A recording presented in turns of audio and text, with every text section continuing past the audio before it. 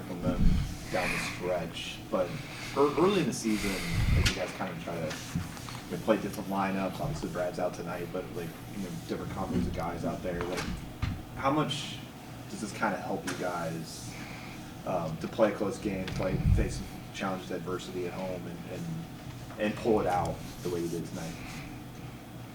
I think it helped us a lot. With PJ and P. starting, I think we got to have guys to step up anyway. We got Norfolk State coming up, and we got games coming up that we're going to need everybody. Conference play is coming right around the corner, so we need everybody to play with tremendous effort and stuff like that. So it was good they stepped up, and we need other guys to step up as well because it's a long season.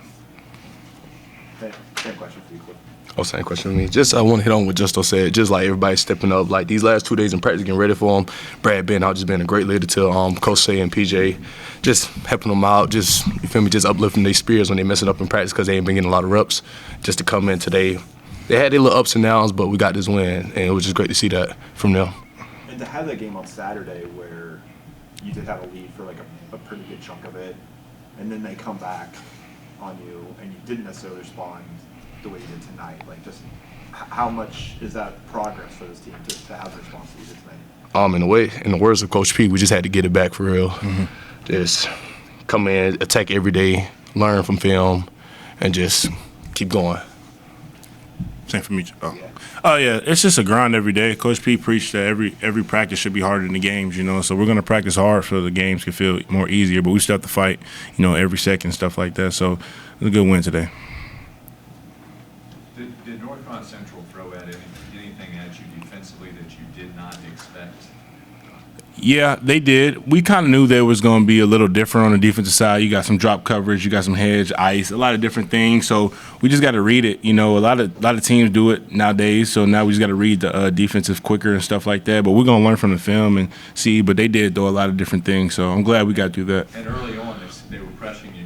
They were putting on some press early on. Yes. That's really what I want to find out. Did you anticipate them pressing at all? We did. We just our guards just got to be more stronger with it, but they're learning and stuff like that, especially with me setting the screen from half court so they can get them open. So we'll get better at that. And it was a great test too because Norfolk gonna come in and do the same type of defense, Yes. switch it up, full court presses, zone. So it was great just to see this tonight and see how we need to attack tomorrow practice and Friday practice.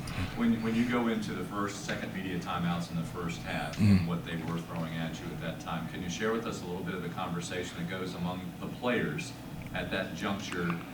Because it was disjointed. You weren't smooth, obviously, as far as offensively. Sure. So how do you, among the players, how did you work through that? We just got to slow the game down. We telling each other like, slow down, like read the defense, then just go. So it was just one of those situations.